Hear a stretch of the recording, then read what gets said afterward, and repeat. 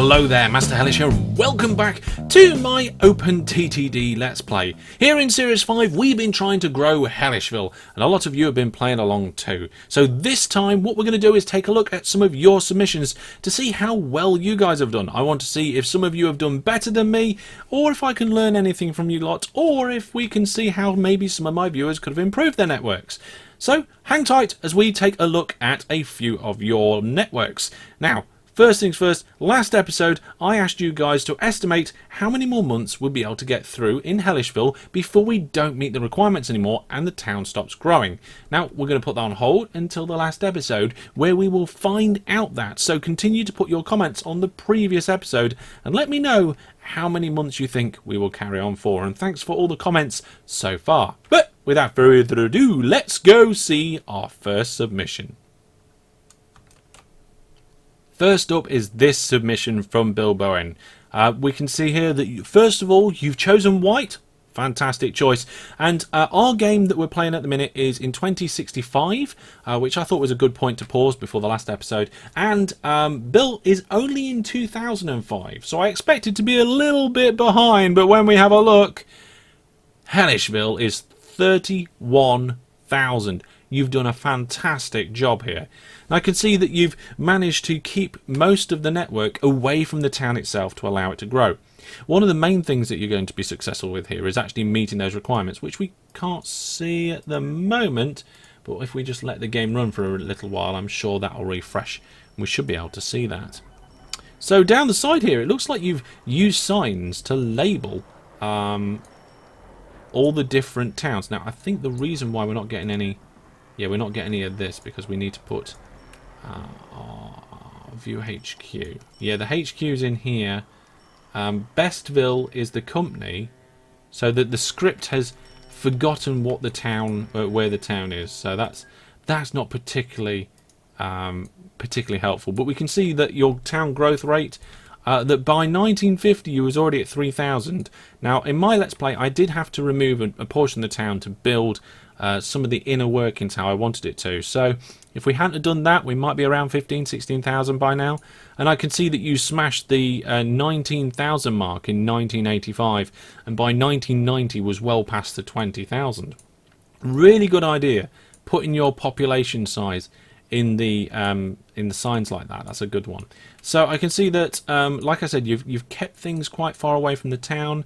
I guess you had to move things out as you went, possibly. But if we look here, we can see that you've got Slanway feeding into Hellishville as well. Slanway has become massive, as always. My Slanway is big as well. Your Punston isn't quite as big as mine, but I can see that you're obviously feeding in plenty of passengers. Now, a lot of your network is monorail, and that's something that we skipped in my Let's Play. We went straight from electric to MacLeod, and you can see that, look at this food production area here. It does look like, yeah, your food out one, food in, livestock in, food out. So look, it looks like this is your primary food station. You've got lots of food there, and it looks like you're utilizing aircraft quite a lot. And are you transferring with road vehicles? What's this all about? What are these road vehicles doing? Let's have a look. So Punston Airport to Punston Woods.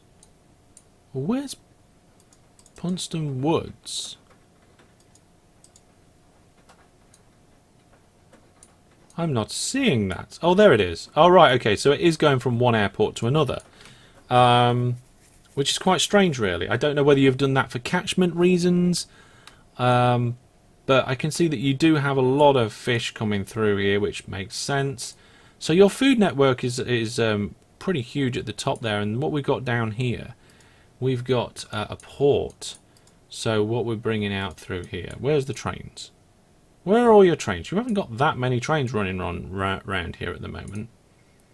But I do like your junctions. You've done the same sort of station inputs that I like to do. The only difference is that you've done tunnels and I've done bridges. I always recommend tunnels if you get the opportunity to do so. You can see here that you were obviously going to be building out somewhere, but definitely utilising all sorts of transport mechanisms to bring things into Hellishville. And this idea here, we're quite obviously stacking up the cargo ships along a single line. That's one of the best thing about ships, is that they just overlap with each other. They don't care. With road vehicles and trains, you have the problems that they queue up behind each other. With the issues with aircraft is that, yes, they can fly over the top of each other, but they can only land one at once. Ships don't have that problem. So to feed things into the town via ships in that way is going to be really good. I can see here you're also getting them to go to the ship depot, which is already good. Tons of food. It's the food it looks like you're bringing in by that way. Let's have a look at this way.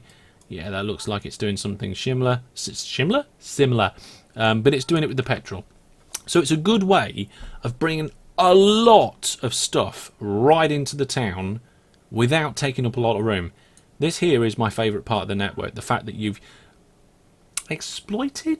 you've used the ships for that purpose. I mean, if I'm wrong, please feel free to correct me, but it does appear that you've definitely used the ships for that purpose of bringing in everything that needs to be brought in very tight there. So if we just make everything invisible except for the industries, if we turn them on and off, you can see that it looks like you've got them all centered around the beginning, the middle there, and you've used the service station, the grocer's shop, and you've got a hardware store for the goods and building materials, fruit and alcohol for the grocer's shop, all in a very small area, which allows you to bring it right in. And are you bringing it? I can't even see where the dock is now. But what are these aircraft bringing in? Let's have a look at that. Oh, you're bringing in some food and stuff as well. So a fantastic idea to label your use the labels there to track your progress, and a good use of ships to get things in without strangling the town with lots of really big railway networks. Really like your network here. Let's have a quick look at some bits further out. So even on these lines further out where you don't have trains crossing each other very often, you've still used bridges so that trains don't have to go over each other's paths. What we've got down here, we've got a fish hub, again utilising multiple stations stacked next to each other so that you can bring those trains in, and again with much better junctions that I felt I had time to do. You've done a fantastic job. Definitely worth a gold star on that one. I've learned some stuff here. I've never thought of using ships in that way. So that's a good one. Let's move on to the next one. From the early 2000s, we now go to 2085, and we have James's submission here in Jay's Logistics, and oh my goodness, it goes to show that you can still grow a town and have lots of stations strangling the town. It's not completely penned in, but it goes to show if the town can grow through the gaps, it will. 58,000 just by the pure number that you've got going on here. You have done brilliantly. I can already see VacTube in there. You've done a bit of labelling here so that you know what's going in what place. This station here, is it one station or two? It looks like it could be one station. So it looks like you might have extended. Yeah, that's a 22 length station by the looks of it.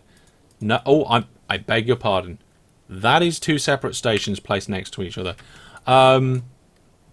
So yes, lots of stations all around. There's an airport right in there as well. It's obviously worked well. Let's turn transparency on so we can have a look at some of the things that are going on in here. Let's bring up the transparency options and just flash some of the industries at us. So we can see here that it looks like you've got the brewery going on as well. You've even got the Jaystown Brewery with lots of alcohol. Not quite as much as alcohol as what we've got at the minute, but still lots and lots of alcohol. And I'm guessing that the actual totals of how much you're bringing in isn't going to work because it looks like the script doesn't like getting transferred. But let's go have a look here. So one thing that I've noticed that you've done that I have, well, I always intend to do and never get round to it, is using depots off the line. So you've got a slip line. Let's get the trains going round. May as well get the trains going round. You've got a slip line so the trains can come off the main line and get themselves out of the way when they're going in and out of the depots there. You've got some smaller trains going around as well. But obviously lots of transferring going on. Let's see what we've got up here. So up here where we've got our food network, now here's what we've got our food network. Looks like there's a lot of goods and food all coming through here. Lots of trains zipping backwards and forwards, and a relatively similar way for trains to enter and exit the station as what we have in the past. Looks like, yep, you've got 23 billion in the bank, so you've got plenty of cash. You've done really well on that point. Punstone, another big town. You've ended up with a 92 million population in Punstone. Your Slanway's not grown as much. It's 33 there. As we move across, let's have a look. You've got what appears to be a building materials and fruit exchange. So it looks like you're bringing things in and then just transferring it through into the town via this line. I can see that a lot of the trains are starting to back up here, but that is just how ridiculously busy things are for you. Let's head out a little bit into the sticks and have a look at some of your station designs. So station design here, we've got a standard row station with a depot before and a depot after. I prefer not to put a depot after, because it can sometimes on a rare occasion make a train go through the station without stopping and then tries and loops around again. You haven't utilised double depots. It's not an important thing, but that's something that you haven't done on that one. In fact, I'm not really seeing any double depots anywhere. That's an interesting station layout. I think that... Oh no, that works. Yeah, okay, I've never done it like that myself. I mean, I've had depots with the cross-linked platforms here, but not with the split entrance that we've got here. But it does work. So that's something interesting I might take away from this. And you've got a lot of stuff going on over here at this paper mill. Goods and manufacturing supplies moving along there, and you have aircraft which are struggling. There's a couple of aircraft there. Oh my goodness, that aircraft is really old. I think I'd probably replace that if you could. And we've got a lot of stuff going on here. So we've got, this is the drop off and pick up, and I've seen this in quite a few of the viewers games where you've brought things into a hub, you've brought things off to one side and then you're shuttling it in. I've seen quite a few different people do that, and it seems to be very effective. Yeah, so there's a lot of stuff going on here. What's going on down here? So this is mainly passengers into Slanway, and it looks like you're getting a lot of passengers from Punstone as well. So you're just bringing them in. You could probably pull some of these stations back, but it would mean reworking a lot of track. It'd be quite difficult. Where's this vac tube go? Is there any vac... Oh, there goes one. There goes a Vactrain. So let's see if we can follow this Vactrain on its way out and see where it goes. So at the moment it's heading relatively slowly, but it's building up speed now. It's past 1,000 miles an hour. Oh, it's gone. We zoomed out for a second then. It slowed down for a moment. I think it was a bridge. Yeah, your bridges are causing problems there. When it comes to vac tubes, don't bridge. Bridge your monorail. That is something that you could work on. But looking at this, it looks like you're just transferring passengers backwards and forwards, which is an interesting way of doing it. I never thought of transferring passengers that far. I've never really needed it, but with a town that's 63,000 in population, you probably need the extra influx of passengers. Another fantastic city with another fantastic network. Lots of things on here, lots of efficiently moving trains. It's all very efficient. I notice you haven't used path signals everywhere. Some people have a personal preference to swap the signal types because they believe it's lazy if you don't. But as far as I'm concerned, there's no drawback to using path signals everywhere, so you may as well just do it. But yeah, very, very impressed. Again, another fantastic submission. Let's go and have a look at the next one for today.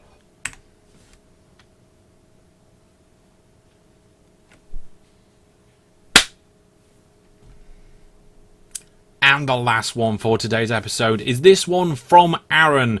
We have Powtown, so the town's been renamed. Sometimes renaming the town can break the script, but often it's perfectly fine. And it's interesting to see that you are roughly in about the same year as myself, and you're not too far off the same amount in population, especially just before I got rid of a load. So, yeah, it'll be interesting to see how your network very much so compares to mine. So you've actually got yourself a number of stations around the outside of town. You do similar in some ways to the way I did it. You've got 4 big stations and a couple of little bits on the outside. Let's follow out the passengers first and see where most of them are coming from. You've got a split here, and it looks... oh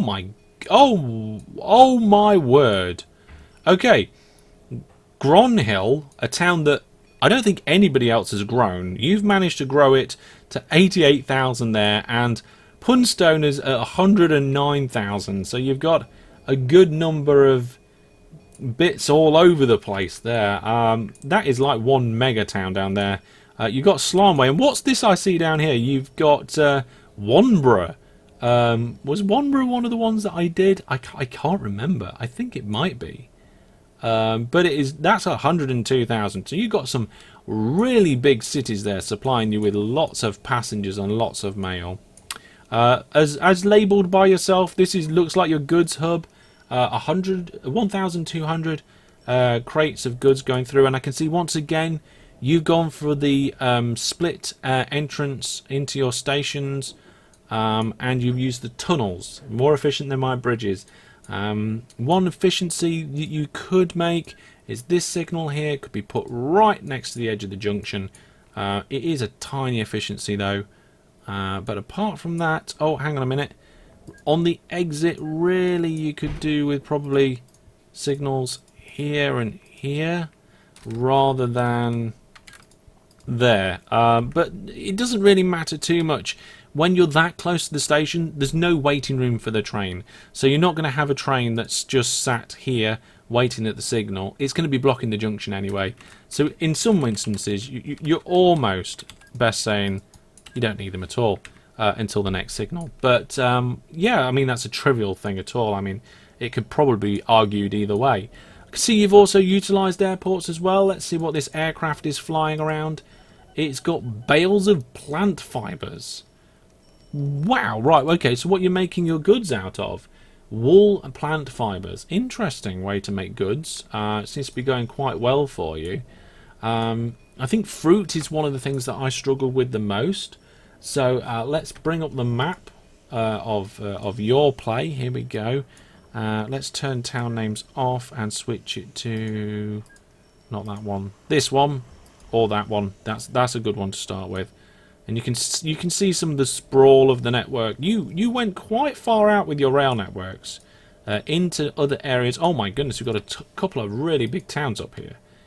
So it looks... what are you bringing down in these towns? Is it goods? Recyclables? It looks like you're carrying recyclables. You've had a crash at your airport. Yeah, recyclables from the big towns up above. If I'd known in the later game how important recyclables were going to be, I would have grown a few extra towns. It wouldn't have taken much. I could have just put a few simple bus routes in on the outskirts of the map, around the edge of the area where I was working, and let them grow. I didn't grow my towns because I didn't think I'd need them for passengers and mail. And I didn't, but I never thought about recyclables, which would have been a very important thing to do. Again, you're taking advantages of the sandbanks, bringing that in. Have you got some sort of food hub up here? Yes, you have. Looks like you're shifting quite a lot of food. You're doing it from a dairy and the stockyard. So you've got both of them pulling the food through. Manufacturing supplies coming in, but I'm presuming just one of them is eating all the manufacturing supplies.